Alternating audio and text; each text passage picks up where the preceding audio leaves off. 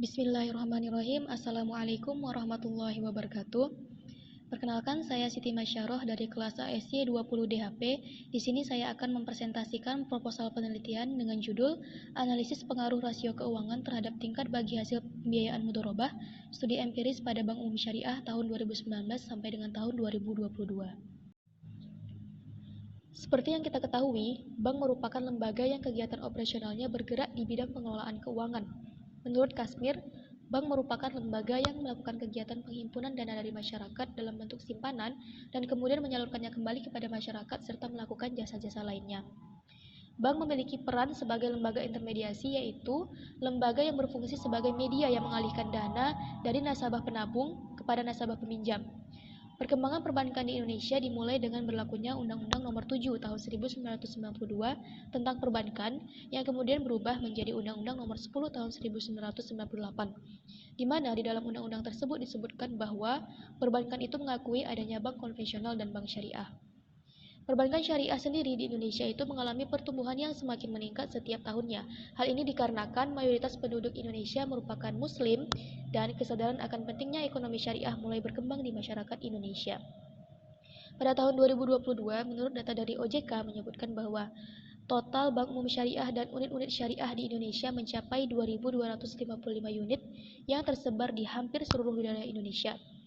Bank syariah di Indonesia itu termasuk 10 negara dengan aktiva bank syariah yang cukup besar di dunia. Pada tahun 2004, Majelis Ulama Indonesia menerbitkan Fatwa Nomor 1 Tahun 2004 yang menjelaskan tentang hukum bunga pada bank, yang mana dalam undang-undang ini dijelaskan bahwa praktek penggunaan bunga hukumnya haram. Hal ini dikarenakan bunga bank pada saat ini termasuk ke dalam kriteria riba nasi'ah, yang mana terdapat tambahan dalam tukar-menukar atau jual beli suatu barang yang diberikan sebagai imbalan dalam pembayaran. Fatwa DSN MUI Nomor 3 Tahun 2000 menyebutkan bahwa jenis deposito yang diperbolehkan menurut syariah adalah deposito yang menggunakan prinsip mudharabah. Hal ini dikarenakan dalam transaksi deposito mudharabah, pihak bank memiliki kedudukan sebagai pengelola dana atau mudharib dan nasabah memiliki kedudukan sebagai pemilik dana atau sohibul mal. Bagi bank yang sebagai pengelola dapat melaksanakan kegiatan usaha yang menggunakan prinsip syariah dan mengembangkannya serta melakukan akad mudharabah kepada pihak ketiga. Selanjutnya, di dalam akad mudharabah dikenal dengan adanya skema bagi hasil yang berdasarkan pada nisbah bagi hasil. Menurut OJK, sumber daya manusia belum memiliki kemampuan yang kompeten untuk menentukan nilai bagi hasil untuk nasabah, sehingga memerlukan suatu cara yang tepat untuk melakukan penghitungan tingkat bagi hasil. Salah satunya adalah dengan cara mengukur kinerja bank syariah. Pengukuran kinerja bank syariah dapat dilakukan melalui analisis rasio keuangan. Rasio keuangan merupakan metode yang digunakan untuk menilai kinerja perusahaan berdasarkan data dari laporan keuangan selama periode akuntansi. Ada beberapa jenis rasio keuangan. Yang pertama, rasio profitabilitas, yang mana rasio ini merupakan rasio yang digunakan untuk menganalisis kemampuan bank dalam menghasilkan profit. Kemudian berikutnya rasio efisiensi, yaitu rasio yang digunakan untuk menganalisis efisiensi bank dalam memanfaatkan aset yang dimiliki. Kemudian berikutnya rasio likuiditas, yaitu rasio yang digunakan untuk menganalisis seberapa besar kemampuan bank syariah untuk memenuhi liabilitas yang dimiliki dalam jangka waktu pendek. Kemudian yang berikutnya adalah rasio solvabilitas, yaitu rasio yang digunakan untuk menganalisis bagaimana bank dalam memenuhi modal yang dimiliki untuk mengontrol risiko-risiko yang dapat mempengaruhi modal bank. Adapun tujuan dari penelitian ini adalah untuk menjelaskan pengaruh return on asset atau ROA, pengaruh beban operasional terhadap pendapatan operasional atau BOPO, pengaruh financing deposit ratio atau FDR, dan pengaruh capital adequacy ratio atau CAR terhadap tingkat distribusi keuntungan deposito mudharabah pada Bank Umum Syariah periode 2019 sampai dengan 2022. Penelitian ini diharapkan dapat menambah pemahaman dan wawasan mengenai faktor-faktor dan rasio keuangan apa saja yang mempengaruhi distribusi keuntungan deposito mudharabah pada perbankan syariah. Adapun batasan penelitian ini adalah penelitian ini hanya dilakukan pada rasio-rasio keuangan yang mempengaruhi distribusi keuntungan pada deposito mudharabah. Analisis rasio yang digunakan adalah ROA, BOPO, FDR, dan CAR, dan penelitian ini dilakukan pada Bank Umum Syariah yang terdaftar di OJK pada tahun 2019 sampai dengan 2022. Baiklah, selanjutnya kita masuk ke bagian kajian teori dan pengembangan hipotesis. Penelitian ini menggunakan teori signal atau signaling teori, yang mana teori signaling ini menjelaskan bagaimana perusahaan seharusnya memberikan sinyal kepada pengguna laporan keuangan untuk menunjukkan kinerja perusahaan. Dalam penilaian kinerja keuangan, bank juga harus memberikan sinyal kepada pemakai laporan keuangan, termasuk masyarakat umum. Bank dapat memberikan sinyal melalui informasi keuangan, seperti keuntungan yang dicapai dan kinerja keuangan bank. Pentingnya memberikan informasi kepada pihak eksternal adalah agar calon investor dapat menilai kinerja dan kesehatan bank. Jika kinerja dan kesehatan bank baik, masyarakat akan cenderung mendepositkan dananya di bank tersebut. Sebaliknya, jika kinerja dan kesehatan bank tidak baik, masyarakat enggan mendepositokan dananya. Selanjutnya, bank syariah. Bank syariah adalah lembaga keuangan yang bertindak sebagai perantara atau perantara pihak yang kelebihan dana kepada pihak yang membutuhkan dana dalam menjalankan atau mendirikan usaha berdasarkan hukum Islam. Peran lain dimiliki oleh bank syariah dimiliki oleh pihak ketiga atau disebut juga sebagai manajer investasi atau pengelola dana itu sendiri. Bank syariah disebut juga perbankan bebas bunga atau sistem lembaga keuangan yang operasinya didasarkan pada Al-Quran dan hadis. Berikutnya, pembiayaan mudharabah. Menurut PSAK 105, mudharabah adalah perjanjian kerjasama bisnis antara dua pihak, di mana pihak pertama atau sahibul mal memberikan modalnya secara penuh, sedangkan pihak lainnya menjadi mudharib atau pengelola dana. Menurut Ismail, mudharabah berarti satu pihak menyediakan modal dan pihak lainnya menggunakan untuk tujuan usaha dengan kesepakatan bahwa keuntungan perusahaan akan dibagi per saham diputuskan. Jika perusahaan mengalami kerugian, itu bukan karena kelalaian atau hal lain akibat tindakan curang pengelola dana, kerugian tetap ditanggung oleh pemilik modal secara penuh. Jika kerugian itu karena kelalaian pengurus, maka pengurus bertanggung jawab secara penuh. Pemilik dana hanya menyediakan dana dan tidak berhak ikut campur dalam pengelolaan bisnis yang mereka biayai. Baik, selanjutnya kita masuk ke bagian kerangka pemikiran. Bank yang memiliki tingkat kecukupan modal yang baik menunjukkan bahwa bank tersebut sehat karena kecukupan modal diukur melalui rasio kecukupan modal atau capital adequacy ratio atau CAR. CAR ini digunakan untuk menilai kemampuan bank dalam menanggung risiko dan dapat juga digunakan untuk mengukur kekayaan bank atau pemegang saham. CAR berfungsi untuk mengukur kemampuan bank dalam menanggung kerugian yang tidak dapat dihindari. Kemudian berikutnya adalah NPF, Non-Performing Financing. Terjadi ketika nasabah tidak dapat membayar kewajibannya kepada bank sesuai dengan kesepakatan. Kemudian ROA atau Return on Asset, yaitu rasio yang digunakan untuk mengevaluasi kemampuan manajemen dalam menghasilkan keuntungan sebelum pajak dari total aset bank. Dalam penelitian Giannini tahun 2013 ditemukan bahwa NPF berdampak negatif pada penyaluran pembiayaan dan FDR berdampak negatif pada pembiayaan bagi hasil mudharabah. Selain itu, CAR memiliki dampak negatif pada pembiayaan. Menurut teori yang dikemukakan oleh Antonio tahun 2011, besarnya bagi hasil yang diperoleh pada kontrak mudharabah juga tergantung pada pendapatan bank yang dapat diukur melalui rasio profitabilitas. ROA dipilih sebagai salah satu variabel karena analisisnya mencakup kegiatan penjualan, investasi, dan pengeluaran secara komprehensif. Berdasarkan hal tersebut, peneliti ingin mengetahui konsistensi dari temuan penelitian sebelumnya mengenai korelasi beberapa rasio keuangan dengan pembiayaan mudharabah. Untuk menganalisis pengaruh return on asset, BOPO, capital adequacy ratio, dan finance to deposit ratio terhadap tingkat bagi hasil deposito mudharabah pada perbankan syariah. Adapun bentuk pemikiran dalam penelitian ini adalah tingkat bagi hasil deposito mudharabah sebagai variabel Y yang dipengaruhi oleh yang pertama ROA sebagai X1, kemudian BOPO sebagai X2, kemudian CAR sebagai X3, dan FDR sebagai X4. Baiklah, selanjutnya kita masuk ke bagian pengembangan hipotesis. Hipotesis yang akan diuji dalam penelitian ini berdasarkan latar belakang, permasalahan, kajian pustaka, dan kerangka teori bahwa variabel independen ROA, BOPO, CAR, dan FDR berpengaruh terhadap variabel dependen tingkat bagi hasil deposito sebagai berikut. Yang pertama, pengaruh ROA terhadap tingkat bagi hasil deposito mudharabah. Penelitian yang dilakukan oleh Cahya menyatakan bahwa ROA memiliki pengaruh signifikan dan positif terhadap tingkat bagi hasil deposito mudharabah. Hal ini menjelaskan bahwa semakin besar nilai ROA, maka semakin tinggi pula pendapatan yang diperoleh oleh bank pada periode tersebut. Begitu pula sebaliknya, semakin besar pendapatan yang diperoleh oleh bank, maka semakin besar pula tingkat bagi hasil yang akan diterima.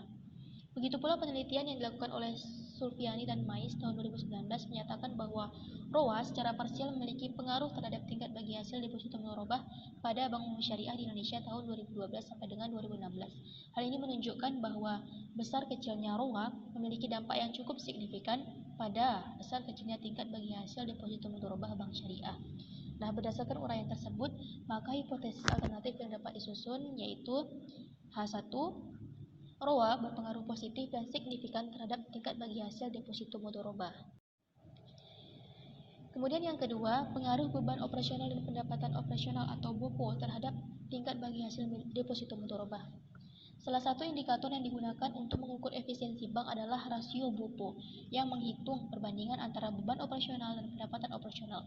Semakin kecil rasio BOPO, semakin efisiensi bank dalam mengeluarkan beban operasional dan semakin kecil kemungkinan bank mengalami masalah. Efisiensi operasi juga mempengaruhi kinerja bank karena menunjukkan apakah bank telah menggunakan semua faktor produksinya dengan tepat.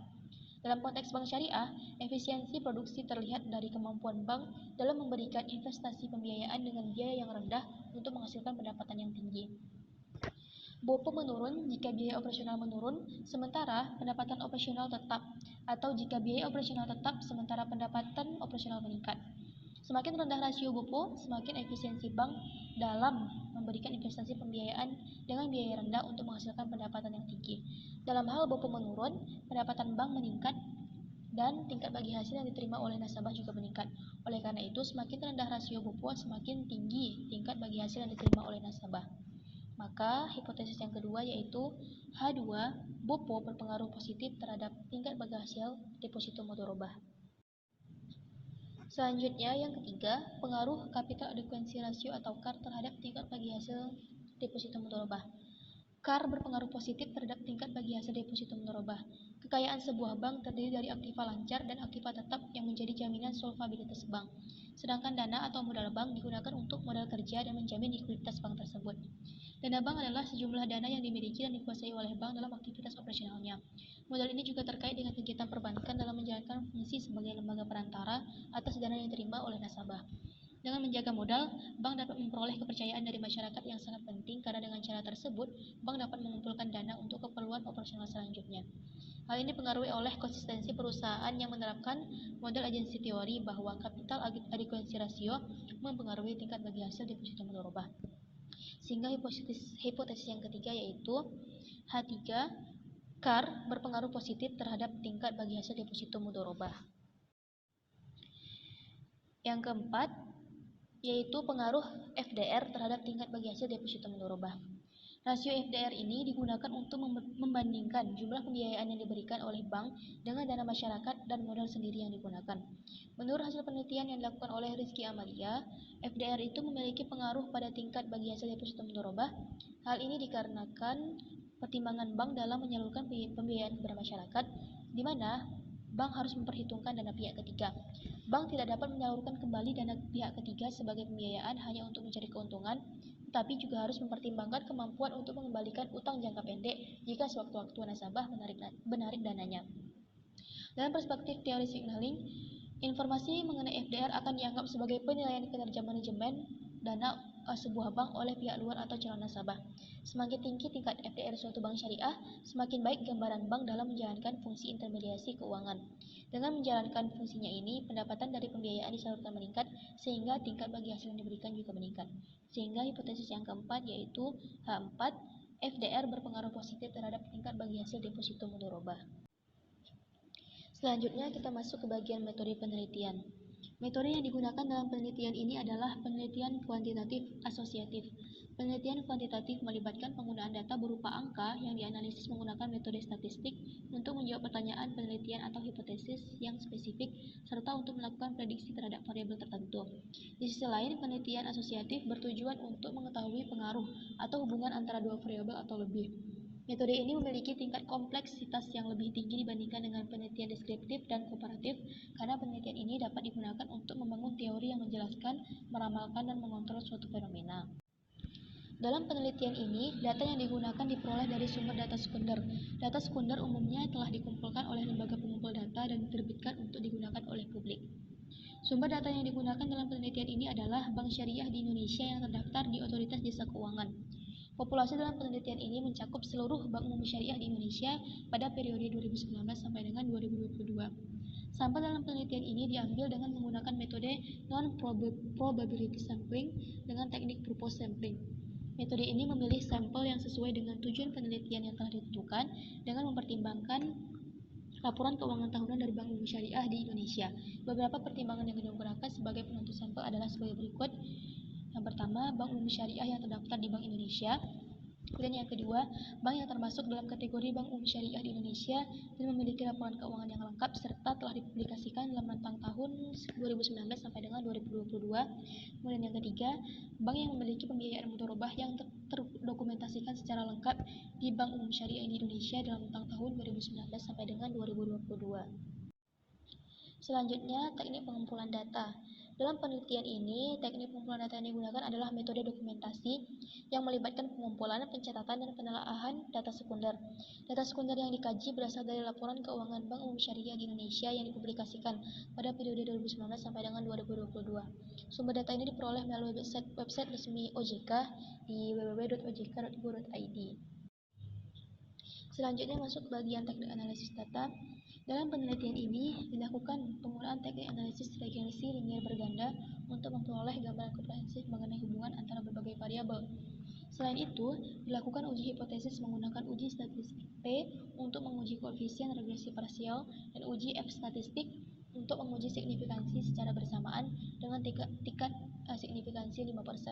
Penelitian ini juga menggunakan uji asumsi klasik, termasuk uji normalitas, uji linearitas, uji multikolinearitas, kemudian uji heteroskedastisitas, dan uji autokorelasi.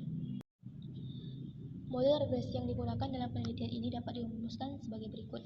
Y sama dengan B0 ditambah B1X1 ditambah B2X2 ditambah B3X3 ditambah B4X4 ditambah error. Dengan keterangan, Y sama dengan tingkat bagi hasil mudharabah, B0 sama dengan konstanta, B1, B2, B3, dan B4 merupakan koefisien regresi, X1 sama dengan ROA, X2 sama dengan WUPO, X3 sama dengan CAR, X4 sama dengan FDR, dan E merupakan standar error. Adapun pemilihan model estimasi regresi data panel yaitu menggunakan ada data Chow, kemudian ada uji Hausman. Kemudian pengujian asumsi klasik itu menggunakan uji normalitas, uji autokorelasi, uji multikolinearitas, dan uji heteroskedastisitas. Baiklah, sekian presentasi proposal penelitian yang dapat saya sampaikan. Terima kasih, mohon maaf atas segala kekurangan dan kehilafan. Wabillahi taufiq wal hidayah. Wassalamualaikum warahmatullahi wabarakatuh.